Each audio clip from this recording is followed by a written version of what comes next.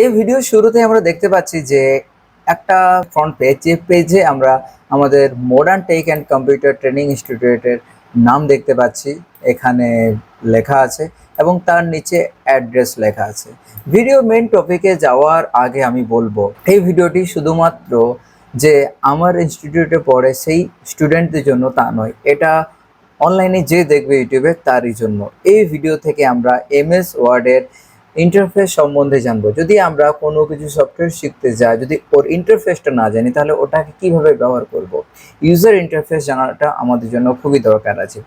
আজকের টপিকের নাম হলো কম্পিউটার এবং কম্পিউটারের সাব টপিক হলো এমএস ওয়ার্ড। এমএস ওয়ার্ডের এই যে এম এবং এস লেখা আছে, এইগুলোর মানে আছে এম মানে কি, এস মানে কি। এম মানে হচ্ছে মাইক্রো, এস মানে সফট। মাইক্রোসফট কোম্পানি এটাকে বানিয়েছে, তাই এটার নাম হলো মাইক্রোসফট ওয়ার্ড। আর এখানে ওয়ার্ডেরই কাজ হয়।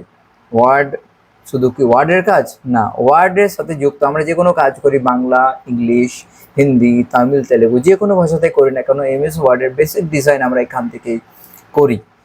অফিসিয়াল কোনো লেটার লেখা, কোনো সার্টিফিকেট লেখা, এই ধরনের কাজ কিন্তু এখান থেকে আমরা করি। যদি আমরা কম্পিউটার শিখতে চাই, তাহলে কিন্তু আমাদের বেসিক কিছু সফটওয়্যার আছে যেগুলোকে শিখতে হবে। যারা সেটা করছো বা করছেন, তাদের কিন্তু এমএস ওয়ার্ডকে শিখতে হবে। এই ভিডিও থেকে আমরা শিখবো এমএস ওয়ার্ডের ইন্টারফেস সম্বন্ধে এবং এমএস ওয়ার্ড শিখে আমরা কি কি করতে পারবো। আরেকটা কথা বলে রাখি, আপনি যদি শেখার পর সার্টিফিকেট চান, তাহলে কিন্তু আমাদের সাথে কন্ট্যাক্ট করতে পারেন। আমরা কিন্তু কম্পিউটারের সার্টিফিকেটও প্রোভাইড করি, যে সার্টিফিকেটকে কাজে লাগিয়ে আপনি ভারতে যে কোনো জায়গায় কাজ পেতে পারেন, চাকরি পেতে পারেন। আমাদের এখান থেকে সার্টিফিকেট প্রোভাইড করা সব জায়গায় গ্রহণযোগ্য। সার্টিফিকেট নিতে হলে যোগাযোগ করতে হবে নিচের দেওয়া এই হোয়াটসঅ্যাপ নাম্বারে। যদি অফলাইন ক্লাস করতে চান, তাহলে কিন্তু এই হোয়াটসঅ্যাপ নাম্বারেই আপনাকে যোগাযোগ করতে হবে। তাহলে চলুন আজকে আমরা এমএস ওয়ার্ড শিখে নিই। এই যে স্ক্রিনটা রয়েছে, এটার লাস্ট সেকশনে আমি চলে যাচ্ছি। তারপর এখানে আমরা দেখছি আমরা কি কি বানাতে পারবো।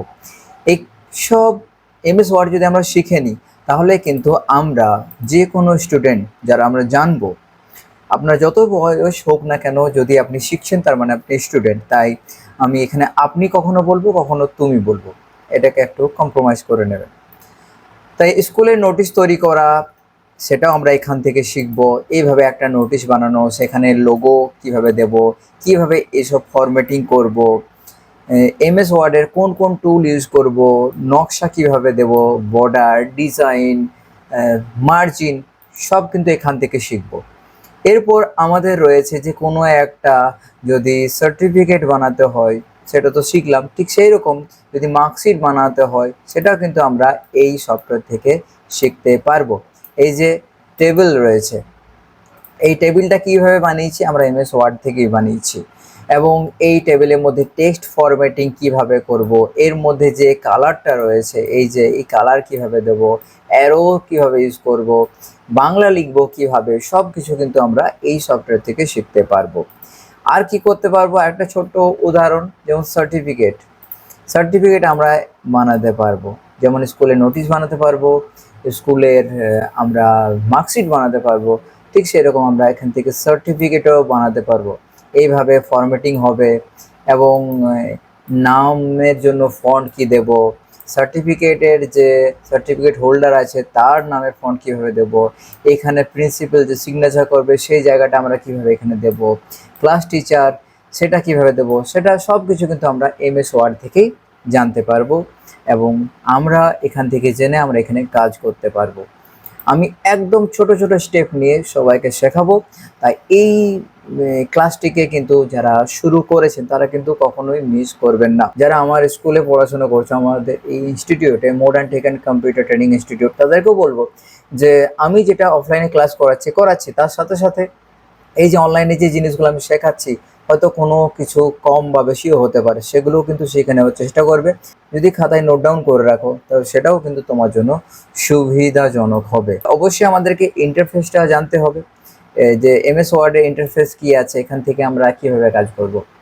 আমাদের এই ইনস্টিটিউটে শুধুমাত্র যে সিটার কোর্স হয়, মানে কম্পিউটার সার্টিফিকেট বেসিক কোর্স ডিটা, তা নয়। এখানে টেলি শেখানো হয়, video editing, social media, YouTube, Facebook, এইসবও এখানে শেখানো হয়। তাই খোঁজ রাখবেন যদি আপনি শিখতে চান। তো এখন আমরা এমএস ওয়ার্ড নিয়েই কথা বলবো। এমএস ওয়ার্ডের এই যে আমি পাওয়ার পয়েন্ট প্রেজেন্টেশনটা বানিয়েছি, এখানে যে স্লাইডটা আমি দেখাচ্ছি পিডিএফ এর মতো বানিয়েছি, সেই লেখাগুলো পড়বো। আছে সহজ ভাষায় টুলস পরিচিতি, স্কুল অফিসের বাস্তব উদাহরণ দিয়ে পরীক্ষার প্রস্তুতির জন্য দরকারি টিপস, এই জিনিসগুলো আমাদের এখানের মধ্যে আমরা রেখেছি। এর বাইরেও আমি কিছু বলবো, এগুলো শুধুমাত্র গাইড। এই পিডিএফটাকে আমি ডেসক্রিপশনে দিয়ে দেবো, লিঙ্ক থেকে আপনারা যে কেউ যখন খুশি ডাউনলোড করে নিতে পারবেন।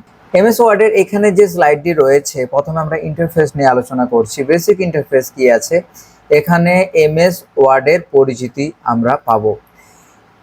এমএস ওয়ার্ডকে ওপেন করলে আমরা এমনি একটা ইন্টারফেস পাবো, যেখানে কিছু বার আছে, যেমন টাইটেল বার আছে, এখানে রিবন আছে, ডকুমেন্ট এরিয়া আছে এবং স্ট্যাটাস বার আছে। কোনটার কি কাজ আছে?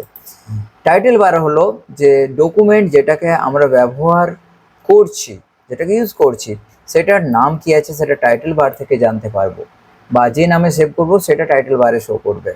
তারপরে যেটা পাচ্ছি সেটা হলো রিবন। এই রিবনের মধ্যে আমাদের কিছু প্রয়োজনীয় টুলস থাকবে, যে টুলসগুলোকে ব্যবহার করে আমরা এমএস ওয়ার্ডের মধ্যে আমাদের প্রয়োজনীয় ডকুমেন্টসকে বানাতে পারবো।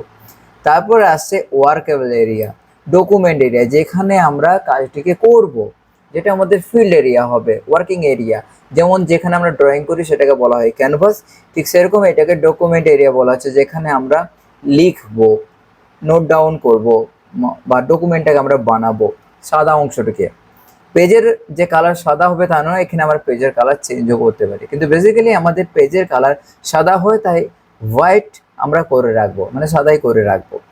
তারপর পেজের মধ্যে কতগুলো ওয়ার্ড আছে, কতগুলো পেজ আছে ওই ডকুমেন্টের মধ্যে, কিভাবে আমরা জুম করেছি, কিভাবে দেখছি, সব কিছু কিন্তু আমরা এই ইন্টারফেস থেকে পাবো। লাস্টের অপশনটা যেটা আছে সেটার নাম হলো স্ট্যাটাস বার। তো আমরা এমএস ওয়ার্ডকে এখানে ওপেন করব। এমএস ওয়ার্ডকে আমরা নর্মালি কম্পিউটারের যেটা লেফট সাইডে অপশন থাকে সার্চ বার, সে সার্চ বারে গিয়ে আমরা সেখানে সার্চ করতে পারি এমএস ওয়ার্ড, শুধু ওয়ার্ড, বা উইন্ডোজ প্লাস আর। এখানে গিয়ে যদি আমি ওয়ার্ড বলে সার্চ করি, এখানে WORD ওয়ার্ড বলে সার্চ করলাম, তো মাইক্রোসফট অফিস ওয়ার্ড 2007 আমার এখানে ইনস্টল আছে, সেটা এখানে ওপেন হয়ে যাবে। এটা একটা প্রসেস হলো। আর একটা প্রসেস হচ্ছে, এখানে অলরেডি এটা ওপেন হয়ে আছে। আরেকটা অপশন হচ্ছে, আমরা প্রেস করব উইন্ডোজ কি প্লাস আর, মানে রানকে ওপেন করব। তারপর ওখানে সার্চ বারে গিয়ে লিখবো উইনওয়ার্ড, WINWORD, মাঝে কোনো স্পেস থাকবে না, এন্টার দেবো, এমএস ওয়ার্ড ওপেন হয়ে যাবে। ওখানে এমএস ওয়ার্ড লিখলে আসবে না, মাইক্রোসফট ওয়ার্ড লিখলেও আসবে না, ওখানে লিখতে হবে উইনওয়ার্ড, মানে উইন্ডোজ ওয়ার্ড। উইন্ডোজ লিখলেও আসবে না, উইনওয়ার্ডই লিখতে হবে। এমএস ওয়ার্ড আমাদের ওপেন হয়ে গেছে। এরপরে এখানে আমরা দেখে নেব এর ইন্টারফেস সম্বন্ধে। প্রথম ভিডিওতে শুধুমাত্র আমরা ইন্টারফেস সম্বন্ধে আলোচনা করব, তারপর বাকিগুলো স্টেপ বাই স্টেপ আমরা আলোচনা করব। যেটা আমি ওই আমাদের পিডিএফে দেখালাম, সেটা এখানে একটু আমি বলি। এই যে ওপরে রয়েছে, এটার নাম হলো কিন্তু টাইটেল বার, যেখানে ডকুমেন্টের নাম পাবো।